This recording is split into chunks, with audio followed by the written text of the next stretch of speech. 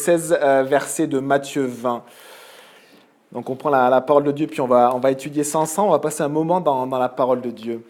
Regardez, Matthieu 19 au verset 30, Jésus avait fini son enseignement après avoir rencontré ce jeune homme riche qui était parti tout triste. Il a dit ceci, « Bien des premiers seront les derniers, et bien des derniers seront les premiers. » Chapitre 20. En effet, le royaume des cieux ressemble à un propriétaire qui sortit dès le matin afin d'embaucher des ouvriers pour sa vigne. Il se mit d'accord avec eux pour un salaire d'une pièce d'argent par jour et les envoya dans sa vigne. Il sortit vers 9 heures.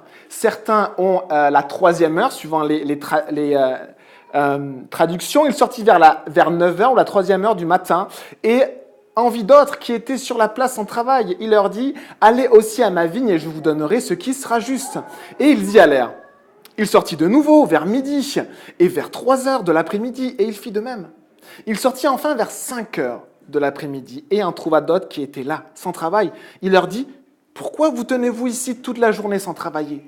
Ils lui répondirent, « C'est que personne ne nous a embauchés. » « Allez aussi à ma vigne, leur dit-il, et vous recevrez ce qui sera juste. » Le soir venu, le maître de la vigne dit à son intendant, « Appelle les ouvriers et paie-leur le salaire, en allant des derniers aux premiers. » Ceux de 5 heures de l'après-midi vinrent et reçurent chacun une pièce d'argent.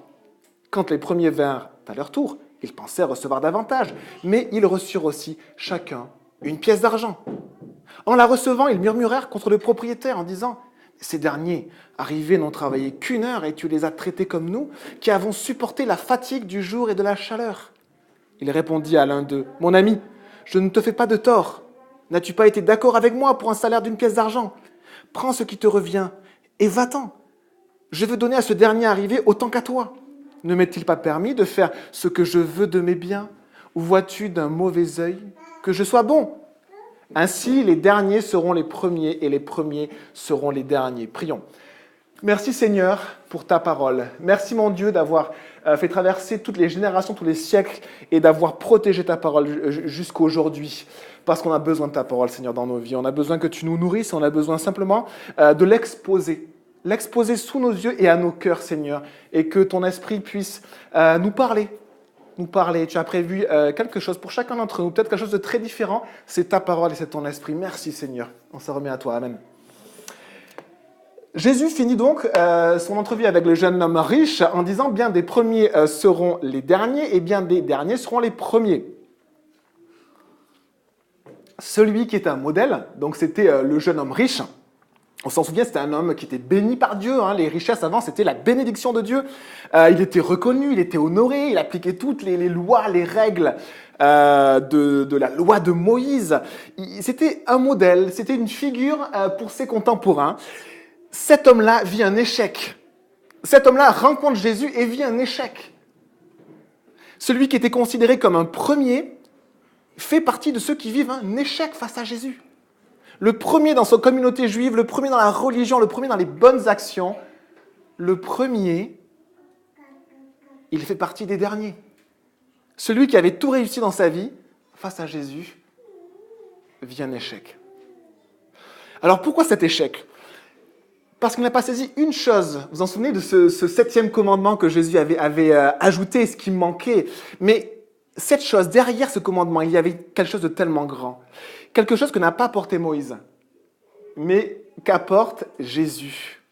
Cette chose-là est primordiale pour qui veut s'approcher de Dieu. Si quelqu'un est travaillé par Dieu, il veut suivre Dieu dans sa vie, il veut donner sa vie à Dieu, mais aussi pour les disciples, mais aussi pour ceux qui veulent servir Dieu. Et on va regarder un petit peu de quoi il s'agit. Les amis, c'est ce que la Bible appelle la grâce. Et on va parler de la grâce de Dieu. Ce que le jeune homme riche n'a pas saisi. Il avait saisi la loi, mais il n'avait pas saisi la grâce de Dieu. Et il a vécu un échec dans sa vie, alors qu'il faisait tout bien, alors qu'il était bon, il était intelligent, il était riche. Jean 1, verset 17 nous dit « Car la loi a été donnée par Moïse. La grâce et la vérité sont venues par Jésus-Christ. » Nous enseignons chaque dimanche la parole de Dieu. Nous enseignons donc la vérité, puisque la parole de Dieu, c'est la vérité. Mais cette parole, elle est tissée elle est tissée comme, vous savez, deux pelotes de laine qu'on a mélangées. Je ne sais pas si ça est arrivé, ou soit des pêcheurs qui ont un gros nœud à leur ligne.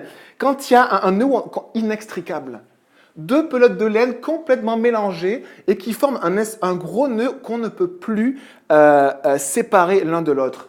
La grâce et la vérité, ce sont ces deux pelotes de laine qu'on ne peut pas séparer.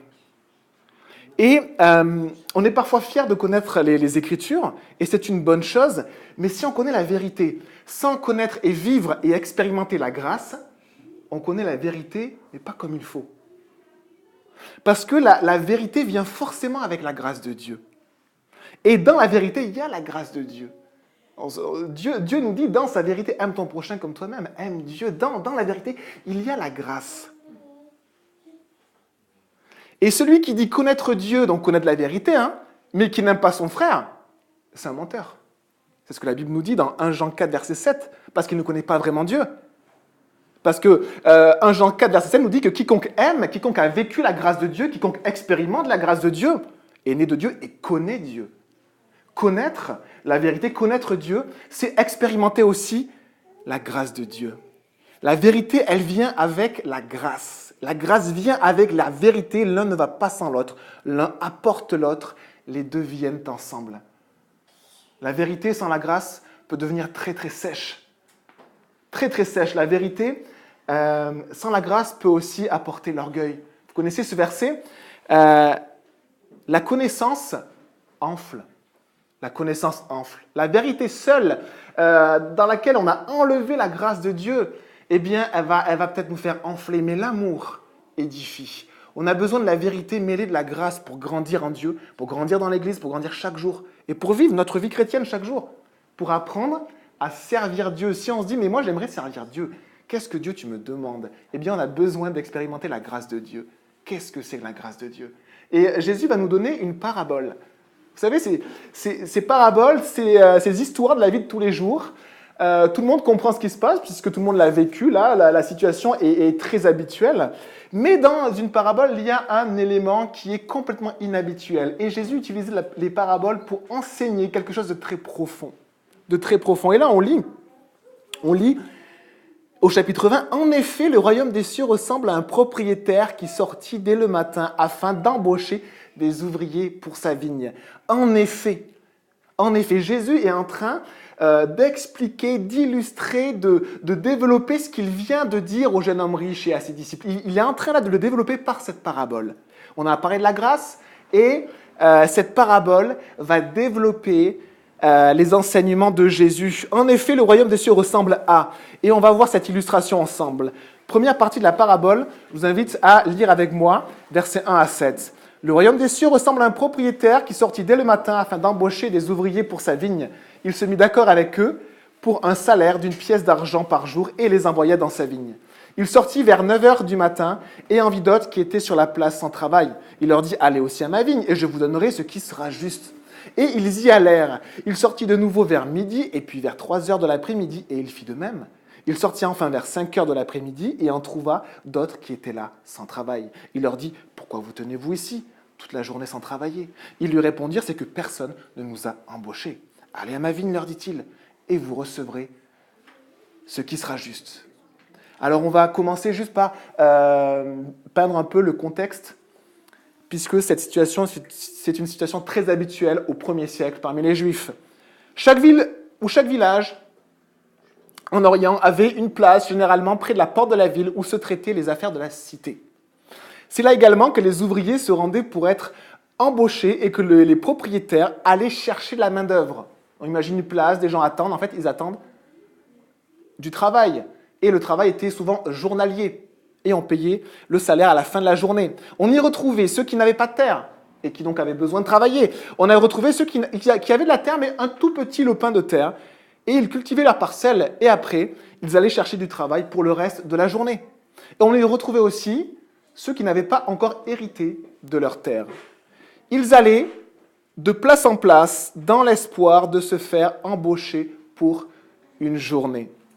Et donc, on est dans cette situation où un propriétaire sort pour embaucher des ouvriers et les ouvriers, on voit qu'il y en a certains qui sont là dès le matin. Alors, dès le matin, c'est quoi? C'est 6 heures du matin. La journée de travail chez les Juifs commençait à 6 heures du matin. Ah, ça fait un peu tôt. Ouais. Elle se finissait à 18 heures. Et vous avez peut-être des traductions. Parfois, on parle de la première heure, ou de la troisième heure, ou de la 9e heure. Et ce décompte commence à partir de 6 heures. La première heure, c'est la première heure de la journée de travail. Donc, première heure, 6 heures, troisième heure, 9 heures, et ainsi de suite. On voit que certains donc sont là dès le matin, très bien. Mais on voit que certains ne sont pas là dès le matin, mais sont là à 9 heures. Peut-être ceux qui avaient une parcelle de terrain, une petite parcelle qu'ils avaient cultivée, puis après ils venaient sur la place de la ville pour chercher du travail. Et on pouvait trouver des ouvriers sur ces places jusqu'à tard dans la journée, si personne ne les avait embauchés. Il était courant aussi, lors des grandes périodes d'activité, on imagine par exemple les moissons, que les propriétaires, si il y avait par exemple, la moisson qui devait être rentrée et qu'il ne restait qu'1 ou 2 heures et on voyait qu'il n'y avait pas assez d'ouvriers, le propriétaire allait dans la ville et puis embauchait parfois des ouvriers pour 1 ou 2 heures. Mais bien sûr, les ouvriers étaient bien évidemment payés par rapport à leur temps de travail. La loi obligeait le propriétaire à payer ses ouvriers le jour même. C'est ce qu'on voit dans cette parabole. On voit que à la fin de la parabole, à la fin de la journée, que le propriétaire demande à son responsable, l'intendant, de payer les ouvriers et payer suivant ce qu'ils ont fait, suivant ce qu'ils méritent. C'était une loi de Deutéronome 24. C'est une loi qui protégeait les ouvriers, car la plupart des ouvriers journaliers avaient besoin de cet argent pour les besoins du jour. En fait, Dieu, dans la loi de Moïse, a demandé à son peuple et à tous les propriétaires de payer leurs employés à la fin de chaque jour, le jour même. Pourquoi? Deutéronome dit « Tu ne laisseras pas un ouvrier avoir faim », parce que certains ouvriers, en fait, avaient juste de quoi manger le jour même. Donc, c'était une loi. Payer le soir, chaque jour, le travail de la journée. À l'époque, et on finit sur ce contexte, à l'époque, le travail d'une journée était payé à peu près un denier, ce qui est traduit ici par une pièce d'argent. Premier rappel sur les paraboles. On se rappelle qu'une parabole, c'est un récit qui part d'une situation concrète, connue de tous, de la vie quotidienne, et dans cette situation, on fait intervenir quelque chose de complètement inhabituel. Là, on va voir sur les salaires, c'est complètement inhabituel, par exemple. Mais le début de ce qu'on a vu, les 7 premiers versets, tout est absolument habituel, les Juifs ne sont pas du tout surpris. Deuxième rappel, dans une parabole, il y a un allégorisme, c'est-à-dire en fait qu'il y a des images, mais tout n'est pas image. Donc, si on reprend un peu, on est dans Matthieu chapitre 20, si on reprend un peu la parabole, on voit qu'il y a un propriétaire, mais que Jésus nous dit que le royaume des cieux ressemble à, et puis il donne cette situation. Le propriétaire, et comme dans d'autres paraboles, c'est évidemment Dieu, celui qui a une propriété et qui a du travail sur ses terres. Dieu qui va du coup chercher des ouvriers pour travailler dans sa propriété. On voit que ceux qui l'embauchent, ceux qui deviennent les ouvriers, eh bien, ce sont les disciples, c'est ceux qui veulent servir Dieu. Et on voit une vigne, la propriété du maître, le royaume de Dieu. Et on peut penser que l'allégorisme s'arrête là. Par contre, la profondeur spirituelle de la parabole va bien au-delà. Regardons les premiers enseignements de cette parabole. Le royaume des cieux ressemble à un propriétaire qui est sorti dès le matin afin d'embaucher des ouvriers pour sa vigne. Dieu a donc une propriété, il a des terres où il y a du travail. Le royaume de Dieu. Regardez, Dieu, dès le matin, va et part au travail pour chercher les ouvriers. Dieu cherche des ouvriers pour travailler dans sa propriété. Il cherche de ville en ville, de place en place, et appelle des ouvriers pour travailler dans sa propriété, dans son royaume. Et regardez ça, le maître œuvre dès le matin, sans perdre de temps, pour embaucher des ouvriers. Le psaume 121, verset 4 nous dit « Voici, il ne sommeille ni ne dort, celui qui garde Israël. » Jean 5, verset 17 nous dit, c'est Jésus qui parle, « Mon Père est à l'œuvre. Mon Père est à l'œuvre jusqu'à présent. Et moi aussi, je suis à l'œuvre. Ici, dans cette parabole, on voit Dieu à l'œuvre. Dieu qui travaille, Dieu qui cherche des ouvriers qui va de ville en ville pour proposer du travail. Et le maître sort même pour proposer du travail à l'extérieur de sa propriété, là où il n'est pas reconnu, là peut-être où il est peut-être une personne parmi d'autres. Et il sort là où il n'est pas reconnu pour aller proposer du travail à des ouvriers. Il cherche des ouvriers. Et ce qui est beau, c'est que ici, c'est une parabole du royaume de Dieu qui nous décrit, qui nous explique un peu mieux ce que c'est que le royaume de Dieu et ce que c'est que devenir disciple de Jésus. Dans cette parabole, rentrer dans le royaume de Dieu est synonyme d'être ouvrier dans les champs de Dieu. Être disciple de Christ, c'est synonyme ici de travailler pour Dieu. Avant de connaître Jésus, on travaillait pour le monde, ou pour nous-mêmes, ou peut-être qu'on ne travaillait pas du tout et qu'on voulait juste profiter de la vie. Eh bien, depuis qu'on a donné notre vie à Jésus, maintenant, cette parabole nous dit que nous travaillons pour Dieu. Nous sommes ouvriers dans les champs de Dieu. Dieu est notre maître. Quelle qualification le maître demande-t-il à ses ouvriers? Et on peut dire assez simplement de chercher du travail. Les seuls ouvriers que le maître a embauchés, ce sont ceux qui étaient sur les places. Mais même, on peut aller plus loin, parce que les derniers qu'il embauche à 5 heures, le maître va lui faire des reproches. On ne sait même pas s'il n'est pas allé les chercher dans un bar à côté pour leur proposer du travail. Parce qu'il leur dit ceci, il leur dit, mais pourquoi vous tenez-vous ici toute la journée sans travailler? Si c'était vraiment des ouvriers qui avaient cherché de toute leur énergie, toute la journée du travail, peut-être qu'ils n'auraient pas fait ce reproche-là. Peut-être qu'ils n'avaient pas envie de travailler ce jour-là, ces derniers ouvriers, peut-être qu'ils ont fait la fête la veille, ils se sont levés à 3 heures de l'après-midi, peut-être qu'ils sont paresseux, peut-être qu'ils ne veulent pas, qu'ils ne veulent juste passer que du bon temps. Le maître va les voir eux aussi, et il veut les embaucher. Et il leur dit ceci, pourquoi vous tenez-vous ici toute la journée sans travailler? Venez aussi à ma vigne, et vous recevrez ce qui sera juste. Dieu, les seules qualifications qu'il demande pour être ouvrier, on pourrait dire, c'est se laisser aborder par le maître et accepter son appel. Tellement simple. Se laisser aborder par ce maître qui va de ville en village, de place en place, pour proposer le travail dans le royaume de Dieu. Se laisser aborder par le maître et accepter son travail. Allez aussi à ma vigne et je vous donnerai ce qui sera juste. Regardons maintenant la deuxième partie, à partir du verset 8. Le soir venu, le maître de la vigne dit à son intendant, appelle les ouvriers et paie-leur le salaire. Chacun va recevoir ce qu'il mérite. Et le maître l'avait bien dit, il avait dit, tu recevras ce qui sera juste. Appelle les ouvriers et paie-leur leur salaire en allant des derniers aux premiers. Ceux de 5 heures de l'après-midi, les derniers embauchés, et après jusqu'à ceux qui ont été embauchés à 6 heures du matin. Ceux de 5 heures de l'après-midi vinrent et reçurent chacun une pièce d'argent. On s'en souvient, une pièce d'argent, c'est le salaire d'une journée entière. Et là, c'est l'élément qui est complètement anormal dans cette parabole. Aucun propriétaire ne paie une journée de travail pour 1 heure. Ce maître-là le fait. Verset 10, quand les premiers vinrent à leur tour, ils pensaient recevoir davantage. Évidemment, eux qui ont été embauchés à 6 heures du matin, qui ont travaillé toute la journée. Mais ils reçurent aussi chacun une pièce d'argent.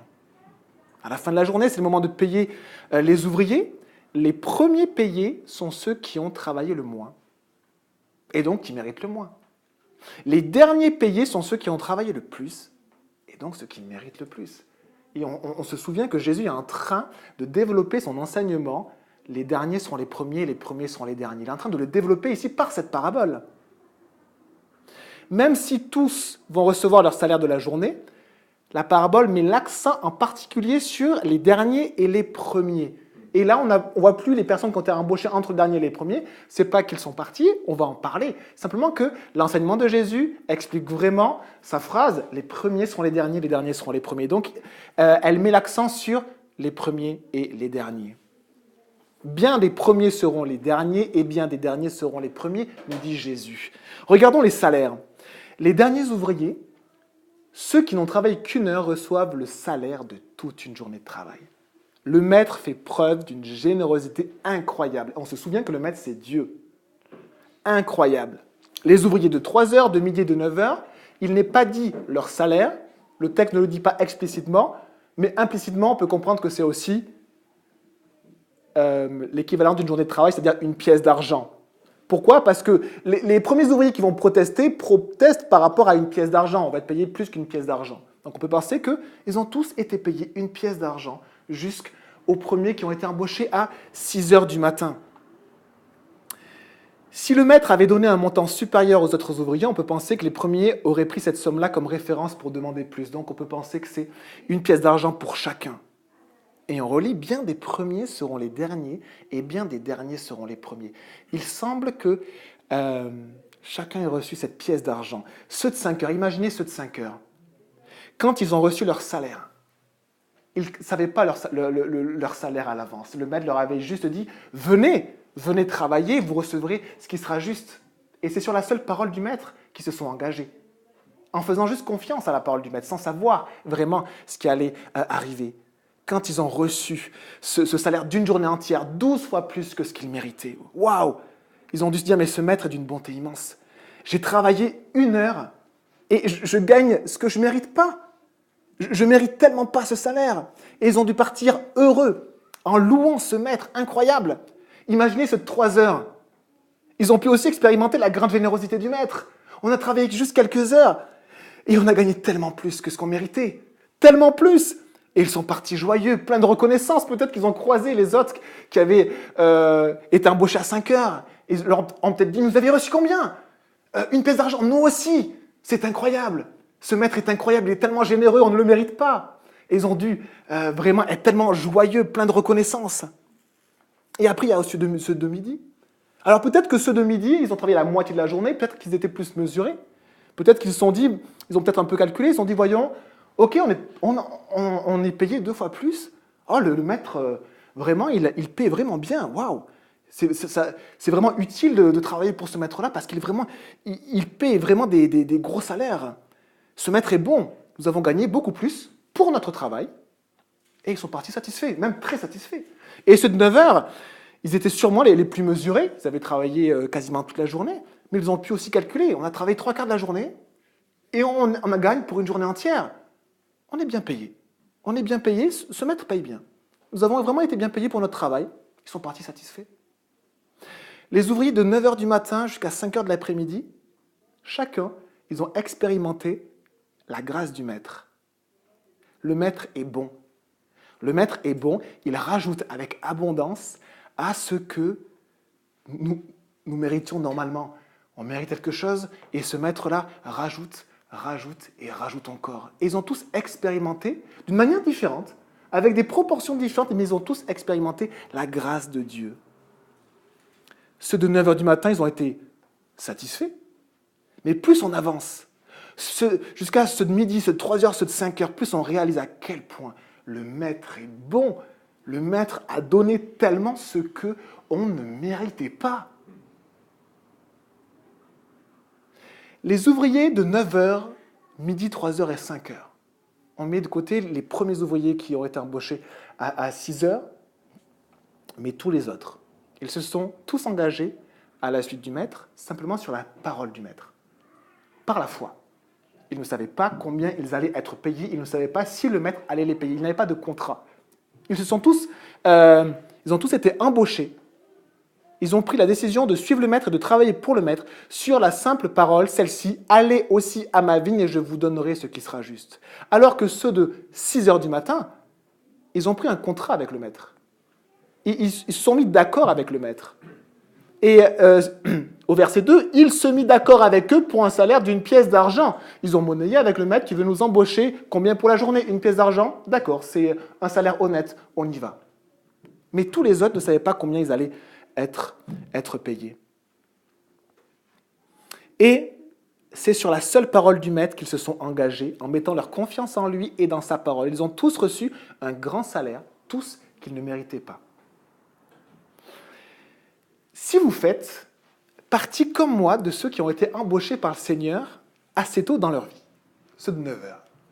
Moi, je pense avoir donné ma vie à Jésus, je pense avant 6 ans. Je n'ai pas vraiment en mémoire le moment où j'ai donné ma vie à Jésus, mais je sais que vers l'âge de 6 ans, 7 ans, j'ai vraiment vécu des moments de la présence de Dieu et je sais que mon engagement, il était antérieur à cela.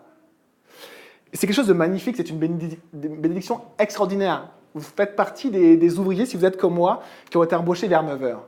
Peut-être 8h15, peut-être 8h30. Mais si vous avez été embauché comme moi, au début de la journée, on peut avoir le risque d'expérimenter de manière assez faible la grâce de Dieu.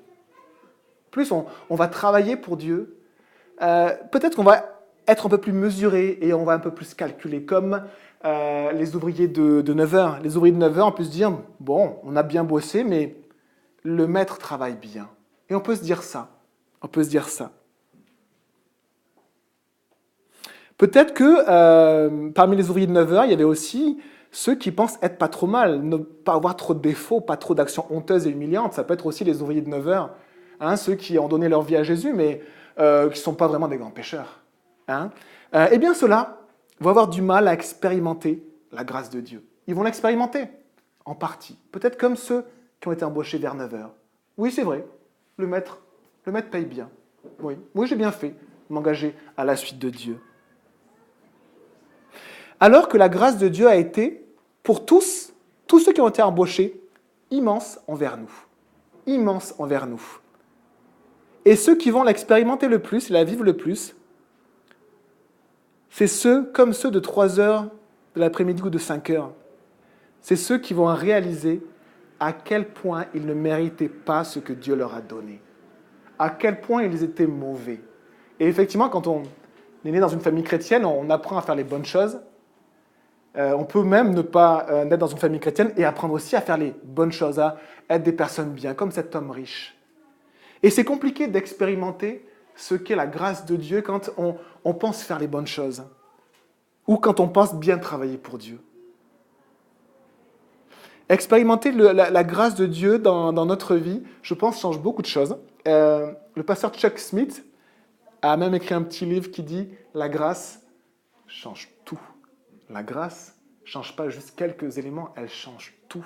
Expérimenter la grâce de Dieu dans sa vie chrétienne change tellement de choses. Elle change complètement notre vision de la vie chrétienne, complètement nos journées, complètement notre comportement vis-à-vis des autres. La grâce de Dieu change tout. Et les amis, ceux qui ont été embauchés au début de la journée ou à la fin de la journée, ils ne méritaient pas d'être embauchés. Ceux de 9 heures ne méritaient pas plus d'être embauchés que ceux de 5 heures. Et quel que soit dans notre vie, et quel que soit dans notre travail pour Dieu, en fait, on peut réaliser qu'aucun ne mérite d'être embauché par le maître. Ceux de 9 heures, le maître aurait pu ne pas repasser et s'en tenir à ceux qui ont été embauchés à 6 heures du matin. Mais le maître est repassé pour chacun d'entre nous. Il est repassé pour nous dire « Viens travailler dans ma vigne, viens travailler dans mes champs, sur ma propriété ». Et c'est par pure grâce, on ne mérite rien. Et Dieu nous a tellement donné, et Dieu nous donne chaque jour tellement. Et Dieu nous donnera tellement aussi plus tard. Regardez ce verset. Toute personne qui aura quitté à cause de moi ses maisons, ses frères, ses sœurs, son père, sa mère, sa femme, ses enfants ou ses terres. Regardez la grâce de Dieu. Recevra le centuple dans cette vie. Et après cette vie, héritera de la vie éternelle. La mesure de la grâce de Dieu, c'est de multiplier les choses par 10 et par 100. Quand on lit « aura quitté à cause de moi », on peut se dire « aura perdu à cause de moi ». Et ça arrive, vous avez peut-être des amis qui ont perdu une épouse ou un mari ou des enfants parce qu'il est venu à Jésus. Certains quittent leur mari, leur femme ou même leurs enfants, ou les enfants quittent leurs parents parce qu'ils se sont engagés auprès de Jésus. Mais ces gens-là, Dieu leur rappelle simplement ce que c'est que la grâce. La grâce, c'est que ce qui est bon et ce que tu as de bon sur cette terre, Dieu veut te donner le centuple. Et après cette vie, hériter de la vie éternelle. La grâce est grande comme ça. Et c'est tellement bon de réaliser que la grâce de Dieu inverse tout dans ma vie. La grâce de Dieu inverse tout. C'est tellement bon de réaliser à quel point rien ne peut venir de moi, mais que tout vient de Dieu. Et que Dieu est bon. Et que Dieu est tellement bon. et que je peux vivre et expérimenter sa bonté dans ma vie, mais tellement plus. Et Jésus me dit que je peux l'expérimenter, sa grâce, jusqu'en 100 fois plus. Et qu'un jour, j'expérimenterai la vie éternelle. Regardons les versets suivants, la troisième partie de cette parabole, au verset 10. Quand les premiers vinrent à leur tour, ils pensaient recevoir davantage. C'est les premiers, ceux qui ont bossé le plus. Mais ils reçurent aussi chacun une pièce d'argent. En la recevant, ils murmurèrent contre le propriétaire en disant « Ces derniers arrivés n'ont travaillé qu'une heure, et tu les as traités comme nous, qui avons supporté la fatigue du jour et de la chaleur. » Les premiers ouvriers, c'est ceux de 6 heures du matin, 12 heures de travail. Mais ils se sont mis d'accord avec le maître. Ces ouvriers-là ont été embauchés par le maître, par un contrat, par une loi. Il se mit d'accord avec eux pour un salaire d'une pièce d'argent par jour et les envoya dans sa vigne. Et le contrat, les amis, c'est la loi. Ils ont servi Dieu par la loi. Et qu'est-ce que le maître va faire ? Il va simplement leur donner ce qu'ils méritent, mais suivant la loi, et pas plus. L'alliance que Dieu a faite avec Moïse et le peuple d'Israël est basée sur un contrat entre les hommes et Dieu. Dans cette alliance, il n'y avait pas que la loi, il y avait aussi la foi. Il y avait « aime ton Dieu de tout ton cœur ». Il y avait « mets ta confiance en lui ». Il sera là pour te protéger. Mais ceux qui ne se sont attachés qu'à la loi, ceux qui ont vécu la loi, ceux qui ont un contrat avec Dieu, « Seigneur, moi je fais ce qui est bien, je fais ça pour toi ». Ça, c'est le contrat avec Dieu. Voici ce que je fais, Seigneur. Mais ceux qui ont un contrat avec Dieu, vivent simplement sous la loi. Et la loi est dure. Nous avons supporté la fatigue du jour et de la chaleur. Travailler sous la loi, c'est tellement plus harassant que de travailler sous la grâce. Ceux qui ont été embauchés à 9 heures ont aussi beaucoup bossé, ils ont aussi vécu la chaleur du jour. Mais pourtant, ce sont ceux de 6 heures, ceux qui ont eu ce contrat avec Dieu, ceux qui fonctionnent avec Dieu comme un contrat. Je fais cela, regarde. Et toi, tu fais cela. Travailler devant Dieu, vivre devant Dieu sous la loi, c'est tellement plus harassant que travailler sous la grâce. On supporte la fatigue du jour et de la chaleur. On vit par nos efforts. Et vivre par nos propres efforts, les amis, c'est fatigant. Regardez ce que ça engendre de vivre par ses efforts, de vouloir faire et de mettre toute son énergie à faire bien. Regarde, Seigneur, je fais tout pour faire bien devant toi. Mais regardez, ça engendre la comparaison. Pourquoi eux, ils ont plus que nous ? Pourquoi eux, ils ont plus que nous ? Pourquoi eux, ils ont ça ? Moi, je mérite ceci. Pourquoi je n'ai pas ceci ? Voilà ce qu'apporte la loi aussi. Si vous choisissez de travailler devant Dieu sous la loi, c'est le lot aussi de la loi. Il y a de l'aigreur, il n'y a pas la paix, il n'y a pas cette complétude, ce sentiment d'être comblé, d'avoir tout ce dont on a besoin, comme ceux de 3 heures et de 5 heures de l'après-midi. Ils ne sont pas comblés. Ils ont travaillé, ils ont ce qu'ils méritent, et ils ne sont pas comblés. Et ils veulent plus. Et ils reprochent au maître. Et dans cette relation avec Dieu sous la loi, on va même être amené à reprocher à Dieu des choses. Pourquoi tu fais ceci ? Pourquoi tu ne me donnes pas cela ? Par la grâce, tu peux être comblé. Par la grâce de Dieu, tu peux être reconnaissant. Tu peux être rempli de joie. Par la grâce de Dieu, tu peux réaliser que tu ne mérites rien, je ne mérite rien, mais que Dieu donne et donne et donne en abondance et qu'il rajoute même à ce qu'il donne. Et plus vous expérimentez la grâce de Dieu, plus on expérimente que Dieu donne et rajoute à ce qu'il a donné. Alors cette parabole nous encourage aussi à laisser la loi, laisser nos propres efforts, laisser les récompenses qu'on espère, laisser les attentes que l'on a, les postes que l'on brigue, laisser ce que l'on attend, parce que ça nous fait ployer sous un poids, le poids de la fatigue du jour et de la chaleur. Et puis ça nous amène ce regard accusateur même envers le maître, même envers l'Église, même envers mes frères et sœurs, sous la loi. C'est tout ce pas qui vient aussi et qui est dur et harassant. Et le Seigneur montre qu'on peut rentrer au service du maître, mais par la grâce. Et que la grâce change tout.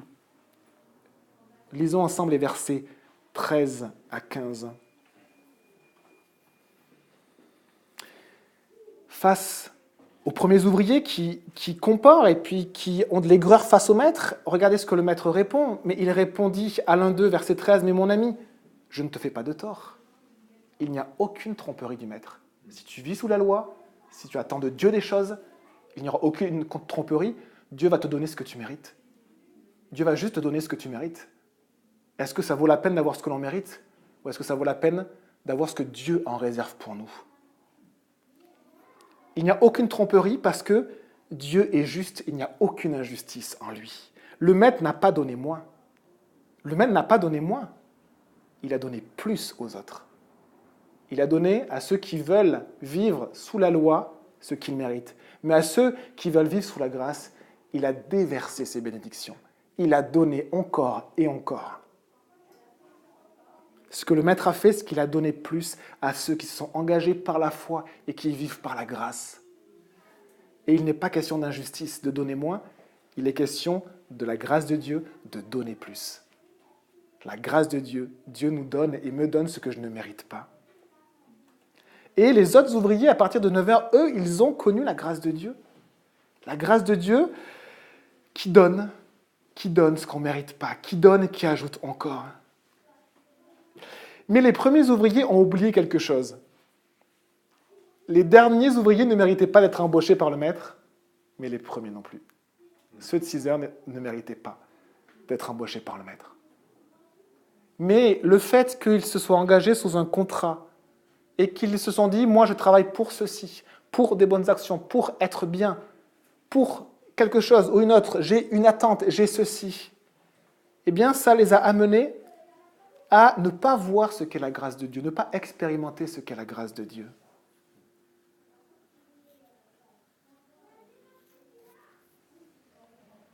Les premiers ouvriers ont dû rentrer chez eux un peu durs, avec un sentiment d'insatisfaction, avec de la comparaison, avec du jugement aussi.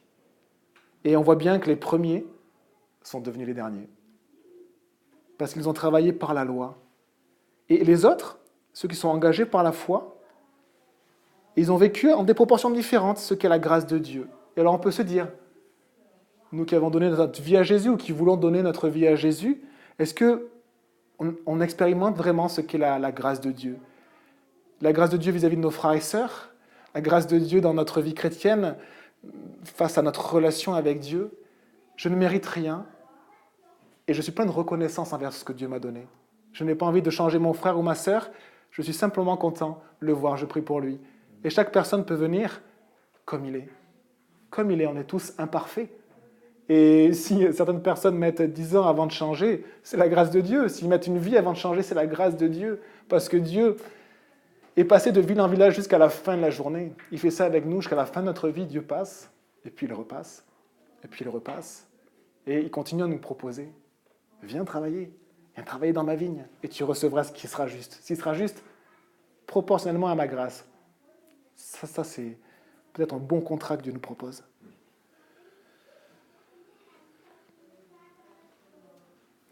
Verset 16, ainsi les derniers seront les premiers seront les derniers. Alors Jésus montre aux disciples par cette parabole ce qu'il propose au monde, et ce que nous aussi, les chrétiens, nous proposons au monde. Nous aussi qui sommes censés suivre Jésus, qu'est-ce que nous proposons au monde? La grâce. Nous proposons au monde ce que Dieu donne et que nous ne méritons pas. Rien de plus. Vivre sous la loi nous rend accusateurs, nous fait regarder les autres avec un mauvais œil. Vous avez vu cette expression? Vois-tu avec un mauvais œil que je donne plus, que je fais grâce? Vois-tu avec un mauvais œil que je pardonne ton voisin qui a une vie absolument épouvantable? Vois-tu avec un mauvais œil? Oh non, ça me remplit de reconnaissance parce que c'est la grâce de Dieu et parce que moi aussi je l'ai vécu.